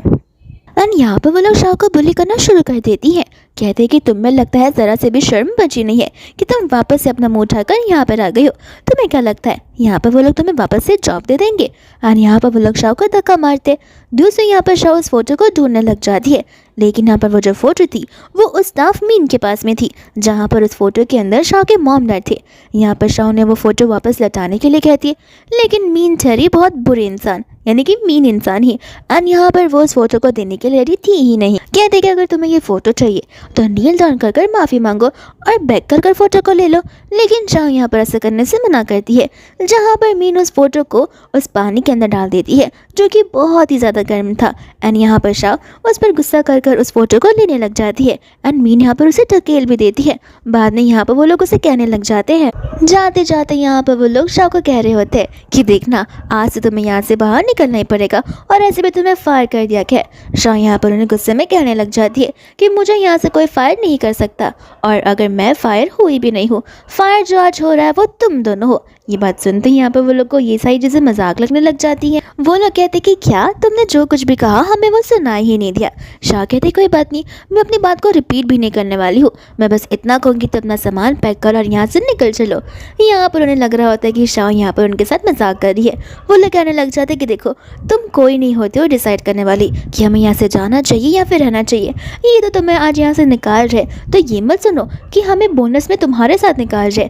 बाद में यहाँ पर सिया आ जाती है और उन पर चिल्लाने लग जाती है, और वो लोग यहाँ पर सिया से कहने लग जाते कि लगता है हमें तुम्हारा भी गेम बजाना ही होगा, तुम्हें भी हमें यहाँ से शाह की तरह बाहर निकलवाना ही होगा। एंड इतने में यहाँ पर हान आ जाता है, जहाँ पर हान को देखकर वो दोनों डर ही जाती हैं। एंड यहाँ पर बाद में हान अपने गार्ड्स को जिनका फुट वॉश वाला पानी होता है वो यहाँ पर लाने के लिए कहता है, तो गार्ड्स वाद चले जाते हैं। दूसरे यहाँ पर शाह से कह रही होती है कि तुम यहाँ पर क्या कर रहे हो, तुम तो अपने ऑफिस में होने चाहिए। हान कहते कि हाँ, मुझे लगा कि यहाँ पर आकर मुझे चीज़ों को देख लेना चाहिए, एंड अच्छा हुआ मैं यहाँ पर आ गया। फिर यहाँ पर वो अपना कोट उतार कर उसे दे देता है। दूसरा यहाँ पर मीन और उसकी फ्रेंड सोच रही होती है कि आखिर यहाँ पर चल क्या रहा है, और यहाँ पर मिस्टर हान इस बेचारी पागल लड़की की साइड क्यों ले रहे हैं। ज़रूर यहाँ पर उसने हान को सड्यूस किया होगा या फिर कोई काला जादू किया होगा। बाद में यहाँ पे सिया ने कहने लग जाती है कि थोड़ा धीरे बात करो, तुम्हारी आवाज़ मेरे कानों तक आ रही है। एंड रही बात काला जादू की, तो ऐसा कुछ हुआ नहीं है। एंड यहाँ पर हमारा न्यू बॉस कोई और नहीं बल्कि शाह ही है। इस बात को सुनते ही वो लड़कियाँ डर सी जाती है और उससे माफ़ी मांगने लग जाती है। एक तो ये तक कहती कि देखो, यही सिर्फ जॉब मेरे पास है, मेरे पास और कोई जॉब नहीं है, और मेरी पढ़ाई लिखाई भी नहीं की है जहाँ पर कोई भी मुझे इजीली जॉब दे देगा। तो फिर यहाँ पर प्लीज़ मुझे यहाँ से फायर मत करो। और वो लोग शाह से माफ़ी मांगते हैं। इतने में यहाँ पर गार्ड्स आ जाते हैं, जो कि उनके लिए वो फुट वॉश वाला पानी लेकर आ जाते हैं बकेट के अंदर। एंड बाद में यहाँ पर हान कहता है कि तुम्हें अच्छे से पता है कि तुम्हें क्या करना है। एंड वो दोनों उस बकेट के अंदर मुँह जाकर पानी पीना शुरू कर देते हैं, जहाँ पर सिया बहुत हंसती है, लेकिन अभी भी यहाँ पर शाह को अपनी उस फोटो की ही चिंता होती है। एंड बाद में यहाँ से हान उसे लेकर चला जाता है। दूसरे यहाँ पर हम उसकी एक्स मदर इन लॉ और एक्स हस्बैंड सी को देखते हैं, जहाँ पर आंटी कह रही होती है कि सुना तुमने उस हान ने क्या कहा, उसने इसे तो यहाँ का ओनर बना दिया, अब बता जाने हमारा क्या हाल होगा, और ऐसे भी हमें छोड़कर जा चुकी है, हमें इससे कुछ फ़ायदा हुआ भी नहीं है। जी कहता है कि मॉम आप टेंशन मत लो, देखिए ये यहाँ की बॉस बन चुकी है तो ये चीज़ तो हमारे लिए अच्छी है ना, हम यहाँ पर उसे पैसे तो ऐसे निकाल सकते हैं अब। एंड यहाँ पर वो पैसे देने से मना बिल्कुल नहीं करेगी, बस हमें वो समय ढूंढना होगा जहाँ पर हान उसके साथ में ना हो, और फिर तो हमारा काम और भी ज़्यादा आसान हो जाएगा। एंड यहाँ पर वो चालाक आंटी भी प्लानिंग करना शुरू कर देती है, कहती है कि हम हमारा कंपनसेशन तो वापस लेकर ही रहेंगे, भले वो इमोशनल ब्लैकमेल के थ्रू हो या फिर फिजिकल वायलेंस के थ्रू हो। फिर बाद में यहाँ पर रात हो जाती है, जहाँ पर शाह अपने बेडरूम यानी कि मास्टर बेडरूम वाले हान के रूम में आ जाती है। एंड यहाँ पर वो उस इंसिडेंट को याद करने लग जाती है जहाँ पर हान ने उसकी केयर करते हुए उसे कोट दिया था। फिर बाद में यहाँ पर वो अपने लेफ्ट वाले शोल्डर पर देखती है, जहाँ पर निशान हुए होते किसी एलर्जिक चीज़ के। इतने में यहाँ पर हान आ जाता है, तो फटाक से उसे छुपा लेती है, पूछती कि तुम यहाँ पर क्या कर रहे हो। हान कहते हैं कि माफ़ कर देना, मैं भूल चुका था कि ये बेडरूम अब मेरा नहीं रहा।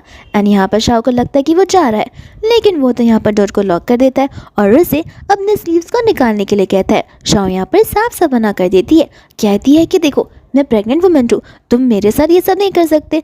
लेकिन यहाँ पर हान से कहता है कि देखो अगर तुम नहीं निकालोगे तो मैं तुम्हारा स्लीव्स निकालूंगा। एंड यहाँ पर वो उसकी उस एलर्जिक वाली चीज़ को देखने के लिए ये सब कह रहा होता है। एंड यहाँ पर वो उसे देखकर पूछने लग जाता है कि आखिर ऐसी कौन सी चीज़ तुमने खाई है जिससे तुम्हें एलर्जी होती हो। शाह कहते हैं कि वो बात तो मुझे खुद को पता नहीं, एंड ये पहली बार ऐसा रिएक्शन आ रहा है। बाद में हान जाकर उसके लिए मेडिसिन ले आता है, एंड मेडिसिन देकर वो उसे जल्दी सोने के लिए बोलकर वहाँ से चला जाता है।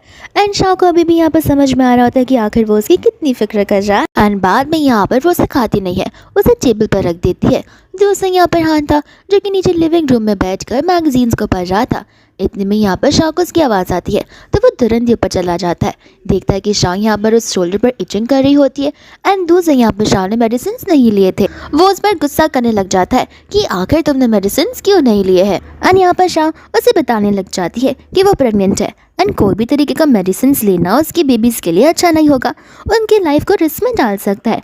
यहाँ पर हान उसे समझाता है कि देखो, मैंने डॉक्टर से पूछा था, उन्होंने कहा था कि बहुत लो रिस्क वाला मेडिसिन है, तो तुम इसे ले सकती हो। लेकिन यहाँ पर शाह उसे लेने से मना कर देती है, कहती है कि लो रिस्क का मतलब है रिस्क अभी भी है, इसका मतलब ये नहीं है कि वो रिस्क जा चुका है, इसलिए मैं ये मेडिसिन नहीं लेना चाहती, क्योंकि मुझे पता है ये बेबीज़ मेरे लिए बहुत इंपॉर्टेंट है, एंड जितना ये लोग मेरे लिए इंपॉर्टेंट है उतना ही तुम्हारे लिए भी है, इसलिए मैं यहाँ पर इन्हें नहीं लूँगी। फिर बाद में यहाँ से हान चला जाता है और इसके लिए आइस पैक लेकर आ जाता है। कहता है कि डॉक्टर मैंने पूछ कर देखा, उन्होंने कहा कि गर्म आइस से अगर तुम्हारे हाथ पर मसाज करेंगे तो तुम्हें रिलीफ महसूस होगा। एंड यहाँ पर उस आइस की वजह से शाह को पेन हो रहा था, जहाँ पर उन दोनों की क्लोजनेस बढ़ जाती है। एंड बाहर करी सभी आंटीज उनकी आवाज़ को सुन रही होती है, एंड उन्हें लग रहा था कि वो दोनों किस करेंगे, और वो दोनों इमेजिन भी करती है।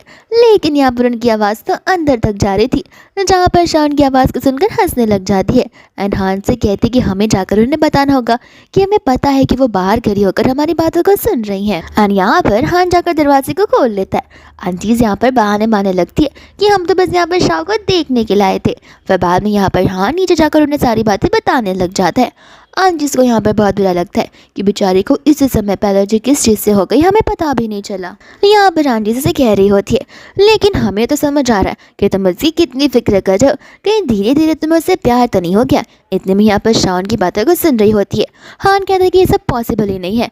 आंटीज कहते हैं कि बस भी करो, तुमने यहाँ पर उसके लिए श्रिम्प को पील तक किया था और तुम्हें लगता है कि हम डिफरेंस को नहीं देखेंगे। हान कहता है कि वो तो बस इसलिए क्योंकि वो मेरे बच्चों की माँ बनने वाली है। यहाँ पर ही वो सारी बात शाह सुन लेती है, जहाँ पर उसे समझ आ रहा होता है कि ये सारी चीज़ें वो सिर्फ और सिर्फ उन बेबीज़ की वजह से कर रहा है, जो कि ठीक भी है, लेकिन ये शादी सिर्फ बेबीज़ की वजह से नहीं हो सकती। फिर इसके बाद में यहाँ पर शाह बैठकर बुक रीड कर रही होती है, जहाँ पर उसे कल रात वाली ही बात याद आ रही थी। एंड यहाँ पर शाह को अपने आप को क्लियरेंस देना ही होगा कि भले यहाँ पर शाह से धीरे धीरे पसंद क्यों ना करने लगी हो, लेकिन यहाँ पर हान उसे नहीं पसंद करता है। वो उसकी केयर कर रहा है तो भी वो बस इस वजह से क्योंकि वो प्रेग्नेंट है, वो भी उसके बच्चों के साथ में। इतने में यहाँ पर हान आ जाता है जो उसे पढ़ने से मना करता है और उसे एक्सरसाइज करने के लिए अपने विला वाले जिम में लेकर चला जाता है। शाह कहते हैं कि लेकिन तुम मुझसे बॉक्सिंग क्यों करवाना चाहते हो, ऊपर से मैं प्रेग्नेंट हूँ। एंड यहाँ पर हान बहुत खुश दिख रहा था। वो कहता है टेंशन मत लो, मैं तुम्हारा जो बॉक्सिंग का प्रैक्टिस है वो एकदम डिफिकल्ट नहीं रखूँगा, ये सिंपली तुम्हारी बॉडी की मूवमेंट के लिए है। फिर बाद में यहाँ पर वो उसे सिखाने लग जाता है, जहाँ पर उनकी क्लोजनेस बढ़ जाती है, उन दोनों के बीच में किस हो जाता है। एंड यहाँ पर शाह से डिनाई करने लगती है। हान कहते हैं कि देखो, डिनाई कर कुछ मतलब नहीं है, ऐसे भी मैं तुम्हारे लिए डिफरेंट फील करता हूँ। एंड इतने में यहाँ पर स्टाफ हो जाती है, जहाँ पर उनकी बात की जो बातें हैं वो क्लियर नहीं हो पाती। फिर बाद में यहाँ पर वो लोग लंच करने लग जाते हैं, जहाँ पर शाह उन्हें बताने लग जाती है कि आज क्लासेस जाने का उसका पहला दिन है एंड आज से वो अपनी सारी प्रिपरेशंस की शुरुआत कर लेगी। आंटी को यहाँ पर अच्छा नहीं लगता कि प्रेग्नेंट होते हुए बेचारे को इतना ट्रैवल करना पड़ेगा और इतनी मेहनत कर पढ़ाई करनी होगी। दोस्तों यहाँ पर जो हान था वो बड़े गुस्से में था, तो फिर वो कह रहा था कि हाँ, ताकि यहाँ पर वो अपने बच्चों के साथ फ्रीली जी पाए, और वो गुस्से में वहाँ से चला जाता है। आंटीज़ को यहाँ पर समझ नहीं आता कि आखिर इन दोनों के बीच में झगड़ा क्यों हुआ है।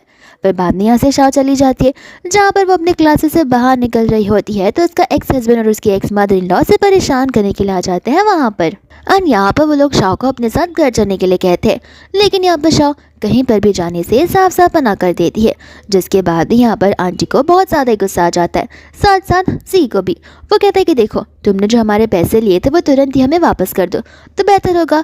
शाह पूछने लग जाती है कि कौन से पैसे की तुम बात कर रहे हो। वो पैसे जो मैंने क्लब में क्लीनिंग का काम करते हुए जमा किए थे, ताकि मैं यहाँ पर तुम्हारी इस घर के एक्सपेंसेस को पे कर सकूं। आखिर तुम कौन सी पैसे की बात कर रहे हो, मुझे समझ नहीं आ रहा। हाँ पर बोलने लग जाता है जी कि देखो, ज़्यादा नाटक करने की ज़रूरत नहीं है, यहाँ पर मुझे एलिमनी वाले पैसे वापस चाहिए जो कि यहाँ पर मैंने तुम्हारे भाई को दिया था। वो कहने लग जाती है कि भूल जाओ, वो पैसे तुमने यहाँ पर फैंग को दिए थे और फैंग ने उन पैसों के बदले मुझे तुम्हें दिए थे, जहाँ पर मैंने 10 सालों की तरह नौकरों की तरह तुम्हारे घर के सारे काम किए थे।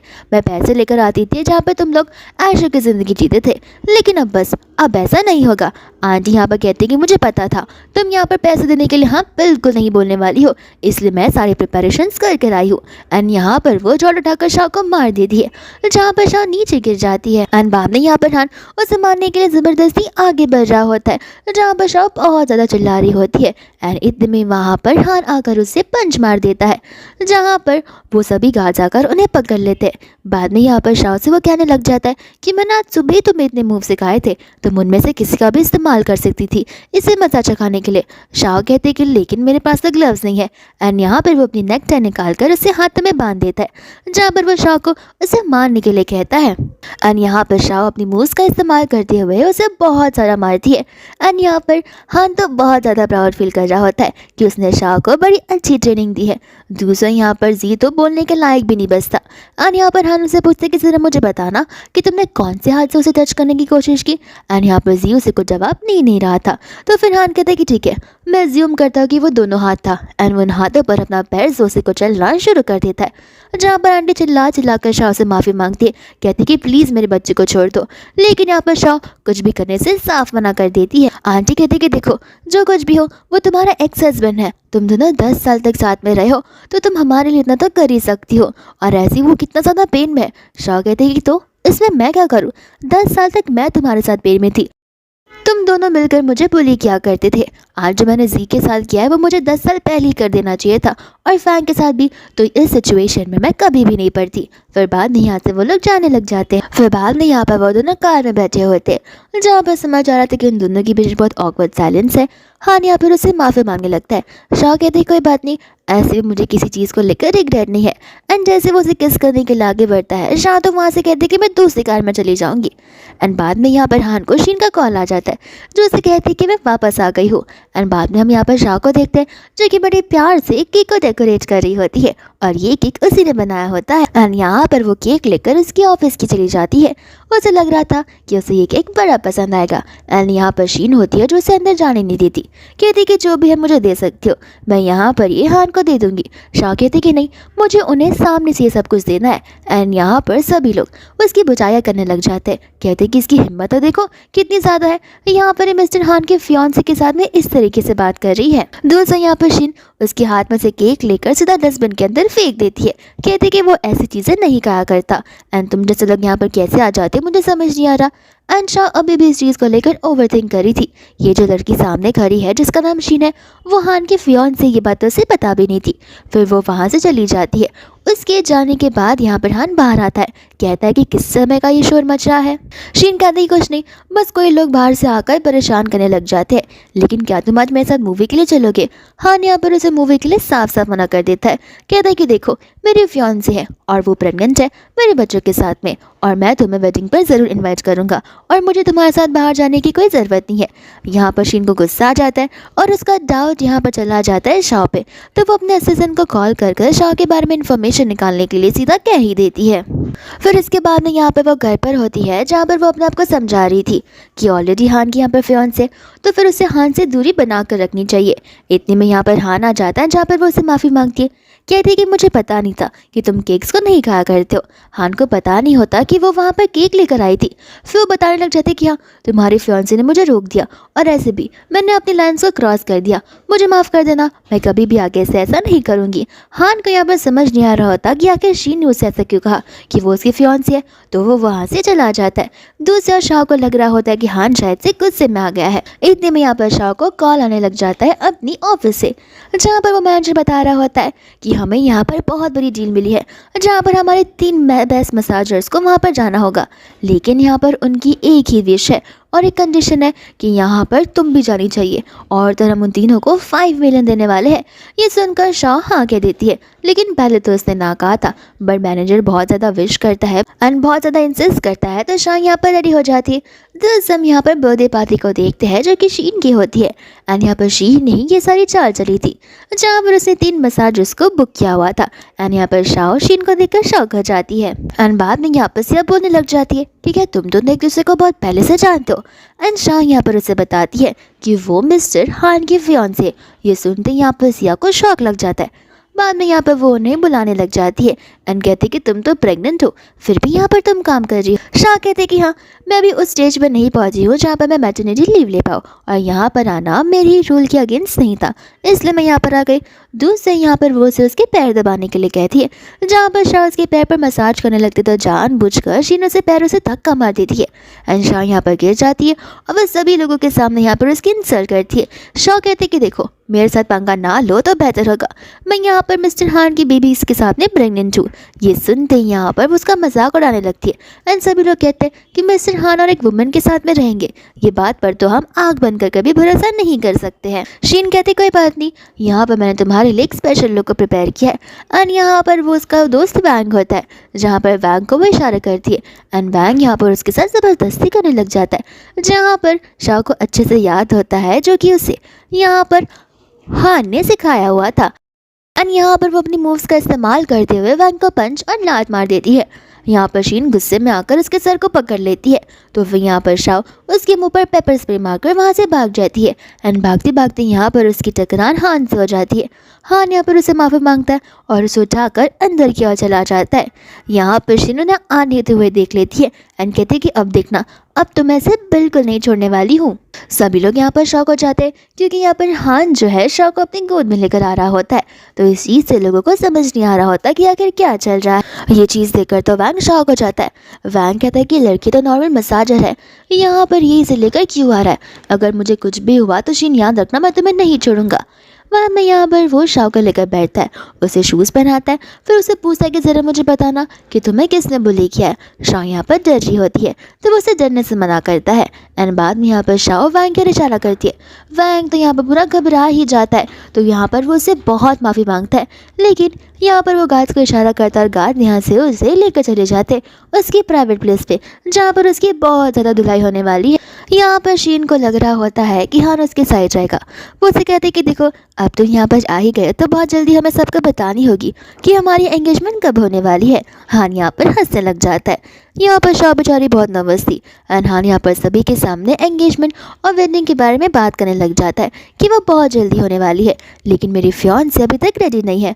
तो फिर शीन कहते हैं लेकिन मैं तो रेडी हूँ, मैं आज भी तुम्हारे साथ शादी करने के लिए रेडी हूँ। हान कहते हैं कि तुम मेरे फियांसे थोड़ी ना हो। एंड यहाँ पर वह शाह को अपने फियांसे कन्फेस करता है एंड सभी के सामने यहाँ पर वह शीन की बेइज्जती कर देता है।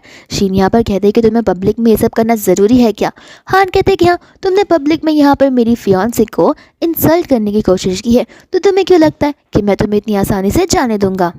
एंड यहाँ पर वो सभी को वार्न कर देता है कि कोई भी अगर शाह पर बुरी नज़र रखेगा या फिर उसे तकलीफ पहुँचाने की कोशिश करेगा तो उसका भी वही हाल होगा जो कि वैंग का हाल हुआ है। एंड यहाँ पर सभी लोग अपनी मुंडी नीचे कर लेते हैं डर के मारे। एंड यहाँ पर शीन को तो बहुत ही ज़्यादा गुस्सा आ जाता है। फिर बाद में यहाँ से वो लोग बाहर जाते हैं तो शाह यहाँ पर उसे थैंक यू बोलने लगती है, कहते कि माफ़ कर देना, मेरी वजह से तुम्हारा रिलेशन ख़राब हो गया। हान कहता है कि देखो, पहली बात मुझे समझ नहीं आ रहा कि ये रूमर्स कौन फैला रहा है कि शीन मेरे फियांसे। ऐसा पहले से कुछ नहीं है, हम बस बचपन में साथ में एक साथ रहा करते थे और उसकी डैड ने मेरी जान बचाई थी, उससे ज़्यादा हमारे बीच में कुछ रिलेशन नहीं है। एंड बाद में यहाँ पर वो नर्वस हो जाती है जहाँ पर हान उसे सीधा किसी कर लेता है एंड कहता है कि देखो, मुझे एक रीज़न मिल रहा है एक वेडिंग सर्टिफिकेट को लेने का। शाह को यहाँ पर कुछ समझ नहीं आता। हान कहता है कि तुम हो ही ट्यूबलाइट, तुम्हें चीज़ें जल्दी से समझ नहीं आती। एंड यहाँ पर वो उसे समझाने लग जाता है अपनी फीलिंग्स के बारे में कि वो शाह से अट्रैक्ट फील करता है। वो शाह को उसके काइंड नेचर और गुड पर्सनालिटी की वजह से पसंद करने लगा है। एंड यहाँ पर शाह भी बहुत खुश हो जाती है। फिर वो लोग चले जाते हैं अपने घर पर। एंड यहाँ पर हान उसे वही वाली केक बनाने के लिए कहता है जो कि वो उस दिन ऑफिस में लेकर आई हुई थी। फिर बाद में यहाँ पर हान ने खुशखबरी अपनी मम्मा, ग्रैंड मदर और ग्रेट ग्रैंड मदर को देने लग जाता है कि यहाँ पर वो सोच रहा है एक इवेंट को ऑर्गेनाइज करने का, बहुत बड़े इवेंट को, जहाँ पर वो सभी के सामने शाह को एज अपनी वाइफ इंट्रोड्यूस करवाएगा एंड साथ साथ अपने बच्चों को भी। शाह यहाँ पर केक लेकर आ जाती है एंड वो उसकी बातों को सुन रही होती है। सभी आंटीज़ यहाँ पर यही कहते हैं कि हमें शाह को उसकी बेस्ट लाइफ देनी होगी और यहाँ पर हमें उससे कि उन्हें फील करवाना होगा। इतने में यहाँ पर शाओ आती है जो उन्हें कुछ भी करने से मना करती है। कहते कि देखिए मेरे पास ऑलरेडी वो सारी चीज़ें हैं जिनकी मुझे ज़रूरत है, तो पब्लिकली मैं यहाँ पर अपना इस इशू को, अपने स्टाइल को बाहर लाओ या नहीं लाओ उससे फ़र्क नहीं पड़ता।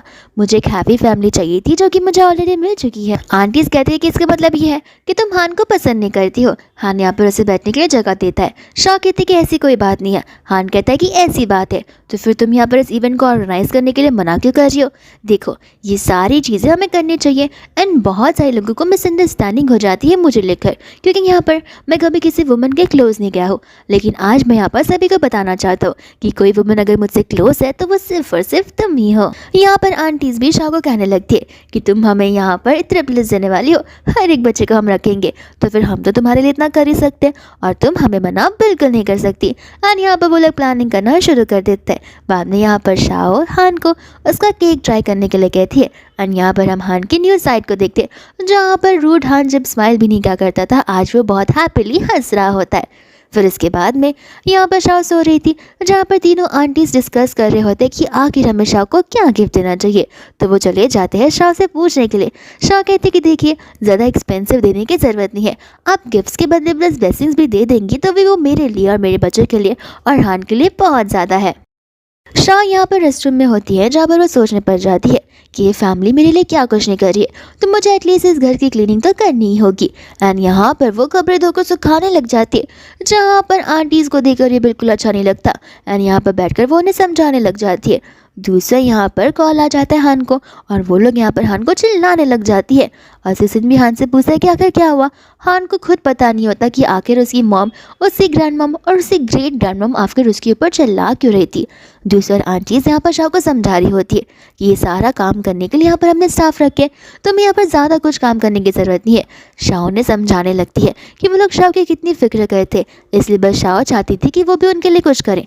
आंटीज कहती कि ऐसा है तो हमें पहले बोलती, हम बस इतना चाहते कि तुम यहाँ पर अपना ध्यान रखो और हेल्दी बेबीज़ को जन्म दो, इससे ज़्यादा और कुछ नहीं हम चाहते हैं। फिर बाद में यहाँ पर हान घर पर आ जाता है जहाँ पर वो शाओ को समझाता है कि तुम्हें पता है आज तुम्हारी वजह से मुझे कितनी ज़्यादा डांट पड़ी है, जस्ट बिकॉज तुम घर का काम कर रही थी। एंड यहाँ पर वो उसे समझाने लग जाता है कि उसे भी ये सारी चीज़ें नहीं करनी चाहिए। शाओ कहती कि हाँ बस भी करो, तुम्हारी पूरी फैमिली मुझे इस चीज़ को लेकर लेक्चर दे रही है, अब मैं समझ चुकी हूँ और अब मैं ऐसा नहीं करूँगी। एंड यहाँ पर हान उससे प्रॉमिस करता है कि वो हर टाइम उसकी साइड लेगा, हर टाइम उसे प्रोटेक्ट करके रहेगा और कोई भी यहाँ पर शाओ को बुली नहीं कर पाएगा। फिर बाद में यहाँ पर वो इवेंट फाइनली आ ही जाता है। एंड यहाँ पर हम शाओ को देखते हैं जहाँ पर शाओ को रेडी करने के लिए हान ने स्पेशली डिज़ाइनर्स को अप्रूव किया होता है। एंड वो लोग यहाँ पर आ जाते हैं शाओ को रेडी करने के लिए। तो उससे यहाँ पर असिस्टेंट होता है जो कि हान से कह रहा था कि आखिर आपने कैसे रिंग्स को डिज़ाइन किया है जिसमें डायमंड्स ही नहीं है, आखिर कौन सी वो लड़की है जिसे डायमंड्स नहीं पसंद होते। हान यहाँ पे बताने लग जाता है कि मेरी शौकत ज़्यादा ही सिंपल है और मैं यहाँ पर उसे ढेर सारे डायमंड रिंग दे कर जाऊँगा, लेकिन उसके लिए ये चीज़ कुछ ज़्यादा इंपॉर्टेंट होगी। एंड यहाँ पर वो रिंग को चेक करने लग जाता है। उसका असिस्टेंट कहने लग जाता है कि मुझे तो लगता है आपको थप्पड़ पड़ने वाला है। हान कहता है कि तुम ज़्यादा मत बोलो, मैं तुम्हारा बॉस हूँ और मैं आज यहाँ पर सभी के सामने उससे अपनी फीलिंग्स कन्फेस करके रहूँगा। दूसरे यहाँ पर शाओ जब रेडी होकर आती है तो फिर वहाँ पर शीन आ गई थी उससे मिलने के लिए। यहाँ पर शाओ समझाने लगती कि देखो अब तुम मुझे कुछ भी कह लो, मैं यहाँ पर तुम्हारी बातों में नहीं आने वाली हूँ। शीन कहती कि देखो वो तुमसे शादी बस इसलिए कर रहा है क्योंकि तुम प्रेग्नेंट हो, लेकिन अगर ये बच्चा नहीं रहेगा तो फिर तुम्हारी शादी कैंसिल हो जाएगी। एंड यहाँ पर वो उसे धक्का मार देती है, जहाँ पर आ जाता है हान उसे बचाने के लिए। एंड शीन के अगेंस्ट वो केस कर देता है, कहते कि अब तुम्हें कोर्ट में ही मिलूंगा। फिर बाद में यहाँ पर वो शाओ को लेकर घर चला जाता है एंड शाओ का यहाँ पर पूरा मूड ऑफ हो जाता है। शाओ को यहाँ पर उस इवेंट में जाना ही नहीं होता। हान कहता है कोई बात नहीं, मैंने यहाँ पर तुम्हारे लिए एक और स्मॉल इवेंट ऑर्गेनाइज करके रखा है जहाँ पर तुम्हें रोते देखने वाला कोई नहीं होने वाला है। एंड वो उसे लेकर उस स्पेशल जगह पर पहुँच जाता है और इससे नील डाउन कर अपनी फीलिंग्स को कन्फेस करता है। यहाँ पर शाओ भी कंफ्यूज थी। हान कहते कि मुझे पता है तुम क्या सोच रहे हो कि मैं यहाँ पर ये सब कुछ बेबीज़ की वजह से कर जाऊँ, लेकिन ऐसा बिल्कुल नहीं है। मेरी फीलिंग्स तुम्हारे लिए एकदम प्योर है और ट्रांसपेरेंट है एंड मैं ये सब कुछ हमारे लिए कर रहा हूँ, साथ साथ हमारी पूरी फैमिली के लिए भी। मेरी टॉप प्रायोरिटी हमेशा तुम ही रहोगी। एंड यहाँ पर शाओ से हाँ बोल देती है, जहाँ पर हान उसके लिए एक स्पेशल गिफ्ट लाया हुआ था एंड वो होती है शाओ की मॉम डैड की फ़ोटो। जो कि यहाँ पर गर्म पानी के गिरने की वजह से उनकी फ़ोटोज़ डिस्ट्रॉय हो चुकी थी। लेकिन हान ने यहाँ पर उन्हें रिकवर कर लिया था। शाह उस फोटो को देखते इमोशनल होकर उसे सीधा किसी करने लग जाती है। एंड बाद में यहाँ पर वो लोग चले जाते हैं नेक्स्ट डे अपना मैरिज सर्टिफिकेट लेने के लिए। एंड सर्टिफिकेट आने के बाद शाह को यहाँ पर स्टमक में पेन होने लग जाता है। एंड टाइम आ जाता है जहाँ पर वो बर्थ देने वाली थी, तो वो उसे लेकर तुरंत हॉस्पिटल चला जाता है। एंड यहाँ पर तीनों आंटीज़ और उनके बेटा हान वेट कर रहे होते हैं उनके अनाउंसमेंट का। इतने में यहाँ पर नर्स आकर उन्हें कंग्रेचुलेट करती है कि यहाँ पर उन्हें 2 क्यूट से सन्स और एक बेबी गर्ल हुई है। वह बाद में वो तीनों बच्चों की ट्रॉली को लेकर बाहर आती है। साथ साथ वो लोग यहाँ पर शाह को लेकर टेंशन में आ जाते हैं। एंड यहाँ पर शाह भी बाहर आती है जो कि एकदम प्रॉपर हेल्थ में थी। एंड यहाँ पर हान शाह को थैंक यू बोलता है उसे एक न्यू लाइफ देने के लिए। साथ साथ यहाँ पर वो आंटीज़ भी उन्हें प्रेज करने लग जाती है। एंड इसी हैप्पी फैमिली के साथ ये मूवी हैप्पीली यहीं पर खत्म हो जाती है।